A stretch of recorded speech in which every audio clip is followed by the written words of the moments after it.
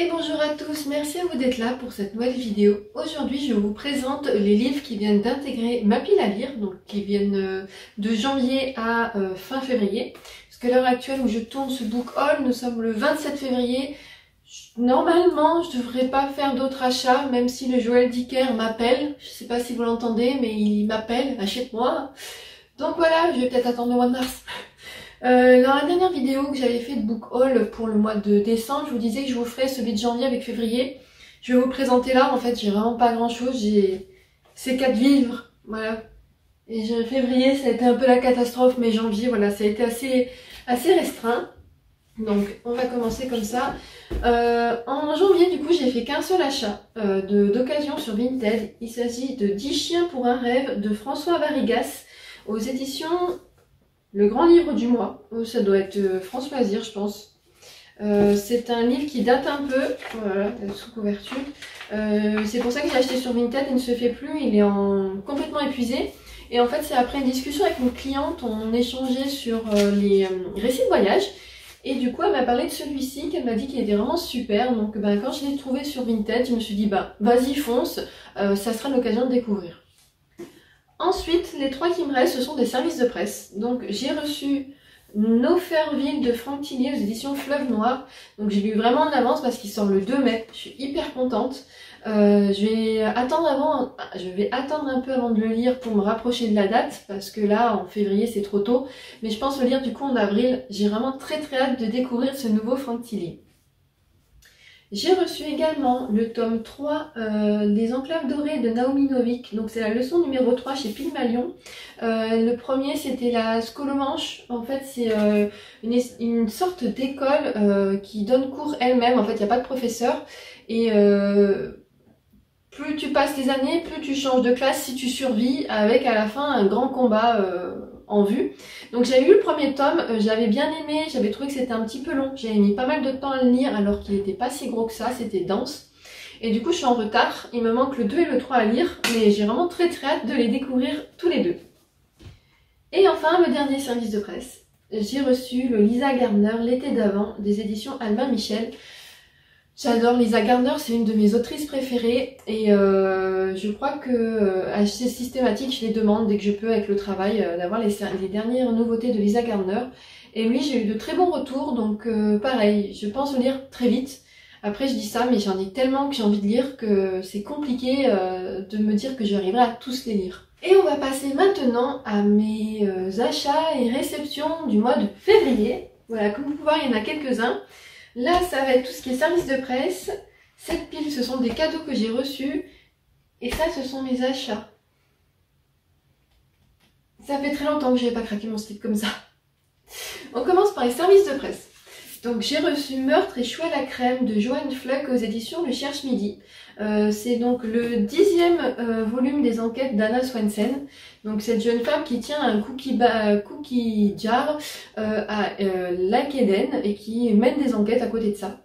C'est le seul que j'ai pas lu pour l'instant. Quand j'ai voulu le lire, en fait il n'était pas encore sur Audible. Donc dès qu'il sera dispo, je pourrai l'écouter. Ensuite, alors lui c'est Manuela qui me l'a amené parce que j'étais pas au boulot et j'avais failli l'acheter je crois 2 jours avant en librairie. Il s'agit de Porcelaine sur les ruines de Anna Vivalda aux éditions Olympe. Ce livre est magnifique, il est vraiment très beau. J'adore surtout ces illustrations là. Mais c'est pas pour la beauté du livre, en fait c'est vraiment pour le petit résumé.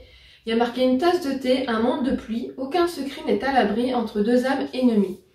Et ça a l'air vraiment trop bien. Et le dernier, il s'agit de L'homme superflu de Marie Robinette Kowal, des éditions de Noël.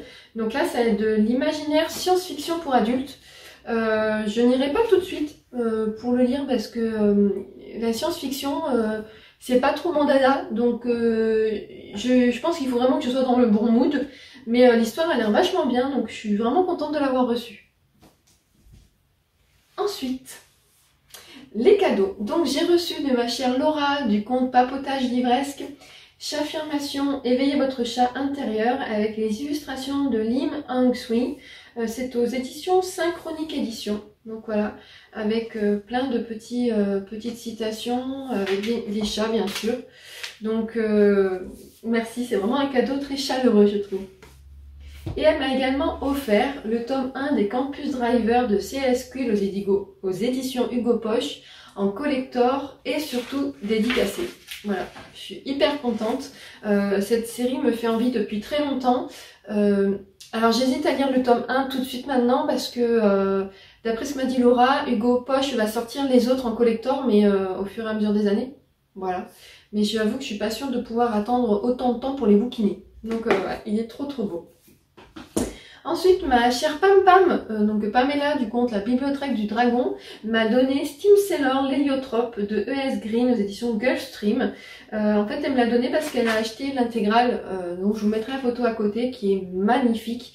Donc c'est une trilogie et ça parle de pirates, de monde. La couverture me fait beaucoup penser à la passe miroir de Christelle Dabos avec les arches. Et en fait, quand j'ai lu, je crois que c'est... livre romancienne, mais je suis pas sûre. En fait, j'ai vu lors d'un bilan lecture une personne qui en parlait et c'était complètement ce qui me plaisait. Donc, je n'ai pas pu résister quand elle m'a dit qu'elle pouvait me donner. Et le dernier cadeau, il s'agit du Le chat qui faisait revenir les couleurs de Stephen Houghton aux éditions Langue de chat. C'est un album que m'a offert ma sœur Marie. Voilà, il est très beau, il y a des illustrations magnifiques dedans, il est sublime. C'est aussi l'histoire d'un chat, donc comment vous dire que ça pouvait que me plaire. Voilà, il est très beau. Et on passe aux achats. Voilà, il y a un petit peu de tout. Hein. Donc le dernier que j'ai acheté, il s'agit Les Jobs de mes rêves, l'outil indispensable pour gérer toutes les étapes de sa carrière de Career Queen aux éditions Marabout. Apparemment c'est une TikTokeuse qui a pas mal de succès, mais c'est surtout que je trouvais qu'il était hyper bien fait dedans. Donc je me suis dit pourquoi pas le découvrir, il a l'air vraiment très bien fait. La madame elle est contente. Donc j'ai acheté Crescent City tome 3 en édition collector de Sarah Gimas chez De Saxus. Donc voilà. Il est déjà lu, je vous en parlerai dans un de mes prochains bilans lecture. Je pouvais pas passer à côté. Voilà, j'ai beaucoup aimé les deux premiers, donc je voulais. Et puis en plus j'avais acheté les autres en collector, donc voilà, je voulais pas casser la collection. J'ai également acheté lors du Festival du Livre à Saint-Raphaël 2 livres. Donc il y avait un manga, Ichigo Stories de Anne et Min, Truong Delphos aux éditions Nazca. Les deux auteurs vivent, en fait c'est un couple qui est auteur et qui veut vivre de sa passion du manga. Donc je ne l'ai pas encore lu, c'est une série de 4 nouvelles autour du thème de la fraise. Voilà, on verra bien ce que ça donne. Et toujours lors du même festival, j'ai acheté Les 100 visages de Soriane Nesch, l'affaire Touraine de Maxime Fontaine aux éditions Gulfstream.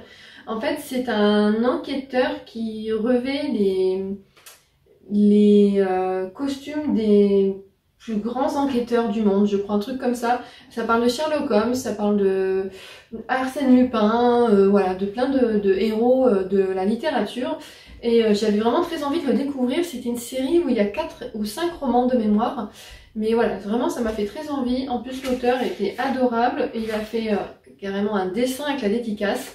Vraiment très contente. Je crois que c'est le seul livre poche que j'ai acheté, mais je pouvais pas passer à côté. C'est le Camilla Greb, L'énigme de l'Astuga, aux éditions Le Livre de Poche. J'adore cette autrice et l'année dernière, je ne me l'étais pas acheté parce qu'il était en grand format et il était un petit peu cher. Et du coup, je me suis dit, ben, attends de le voir en poche pour l'acheter. C'est chose faite. Voilà, j'adore Camilla Greb, c'est une de mes autrices préférées, donc j'y ai. Ensuite, j'ai acheté pas mal de mangas. Donc j'ai acheté le tome 2 et 3 de la saga Détective Conan, qui a 102 volumes. Autant vous dire que je suis pas sûre de faire toute la collection. Mais les 3 premiers tomes étaient à 3 € et j'ai hyper bien accroché. Donc voilà, pour l'instant j'ai lu celui-ci, il me reste celui-ci, mais j'adore. En plus je regardais l'animé quand j'étais plus jeune avec une de mes sœurs et ça me rappelle tous ces moments-là. Après j'ai acheté My Dear Detective de Natsumi Ito aux éditions Kiun dans une petite librairie japonaise à Fréjus, donc qui s'appelle Ibukami. Voilà, pour ceux que ça intéresse, je mettrai le lien dans la description, les informations. Il a l'air vraiment super. Et j'ai acheté également le tome 12 des Carnets de l'apothicaire, parce que bah j'adore cette saga. Et les 3 derniers qui restent, donc le dernier manga, Mon chat à tout faire est encore tout déprimé de Itsuzi Yamada aux éditions Méane.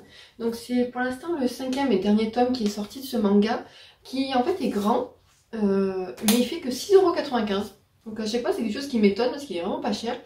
Et j'aime beaucoup cette histoire avec cette travailleuse, donc je crois qu'elle est japonaise, qui à chaque fois rendu au bout de travail complètement harassée, et c'est son chat géant du coup qui s'occupe d'elle, qui lui fait à manger, qui fait le ménage. En fait, comme elle l'a recueilli, il s'est mis comme mission de s'occuper d'elle, voilà, pour que elle ne tombe jamais malade et qu'il soit obligé d'aller vivre ailleurs. Donc voilà, c'est une histoire très mignonne.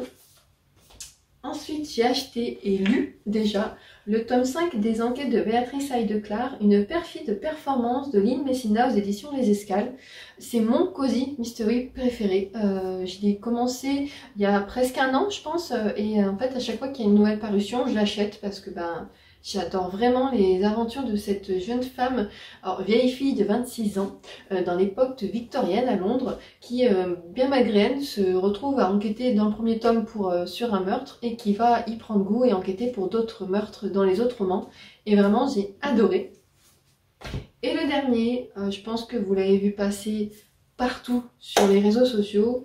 Il s'agit de Four Wing de Rebecca Yarros aux éditions Hugo Roman. Donc c'est de la romantasy, c'est-à-dire de la romance mélangée à de la fantasy.